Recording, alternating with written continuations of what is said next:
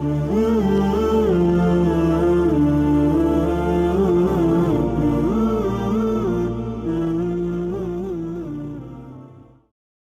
الہ الا اللہ محمد رسول اللہ، یہ کام میں نے نہیں کیا، یا یہ بات مجھے معلوم نہیں، یا میں یہ کام نہیں کروں گا، اس طرح کہنے کا کیا حکم ہے؟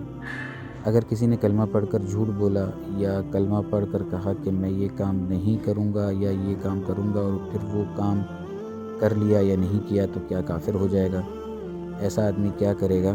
شرعی حکم بتا دیں۔ ہمارے ساتھ آفس بوائے کام کرتا ہے، وہ بار بار یہ الفاظ کہتا ہے، لا الہ الا اللہ محمد رسول اللہ۔ یہ کلمہ طیبہ ہے، یہ بہت بڑا کلمہ ہے، بڑا پاکیزہ کلمہ ہے۔ سب سے پہلے تو اپنے جو آپ کے دوست ہیں ان کو اس کلمے کی عظمت سمجھائیں، اور انہیں بتائیں کہ اس طرح چھوٹی چھوٹی باتوں پر اللہ تعالیٰ کا نام لینا، چاہے سچ ہی بات کیوں نہ ہو، لیکن بہرحال نام خدا کی اپنی عظمت اور اپنی ایک شان ہے، تو بار بار پروردگار کا نام نامی لینا چھوٹی چھوٹی باتوں میں، یہ پروردگار کی شان اور پروردگار کی عظمت کے خلاف ہے۔ اس لیے سب سے پہلے تو اپنے ان دوست سے یہ عادت چھڑوائیں کہ وہ بار بار کلمہ طیبہ یا اللہ تعالیٰ کا نام کی قسم کھائے، اس طرح کی کوئی بات کرے۔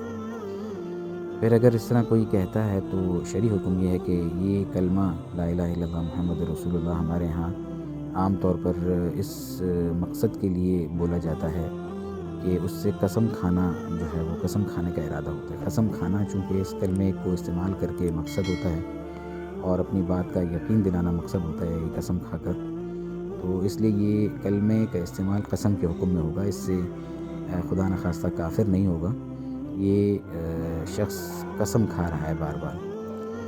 تو اب اگر جھوٹی قسم کھائی ہے تو اس نے اپنے آپ کو جہنم کی آگ میں غوطہ لگوانے کا مستحق بنایا ہے۔ جھوٹی قسم کھانے والے کے بارے میں یہی وعید حدیث میں بیان ہوئی ہے کہ کوئی شخص جو جھوٹی قسم کھاتا ہے تو وہ یمین غموس ہے، یعنی گویا کہ اس نے اپنے آپ کو جہنم کی آگ میں غوطہ لگوانے کا مستحق بنا لیا، اور یقیناً یہ ایک بڑی تباہی اور بربادی کا سودا ہے۔ تو یہ تو ہوئی جھوٹی قسم۔ اور اگر کوئی یہ کہہ کر کسی کام کے کرنے یا نہ کرنے کا ارادہ کر رہا ہے، وہ کہتا ہے کہ میں یہ کام کروں گا، لا الہ الا اللہ محمد رسول اللہ، میں یہ کام کروں گا، یا لا الہ الا اللہ محمد رسول اللہ، یہ کام میں نہیں کروں گا، تو یہ قسم ہو گئی، یہ بھی قسم ہو گئی۔ اب اس قسم کے مطابق اگر اس نے کسی کام کے کرنے کا کہا ہے تو وہ کام کرنا پڑے گا، اور اگر کسی کام کے نہ کرنے کا کہا ہے تو اس کام سے بچنا پڑے گا، اور اگر قسم پوری نہیں کرتا تو پھر کفارہ دینا پڑے گا۔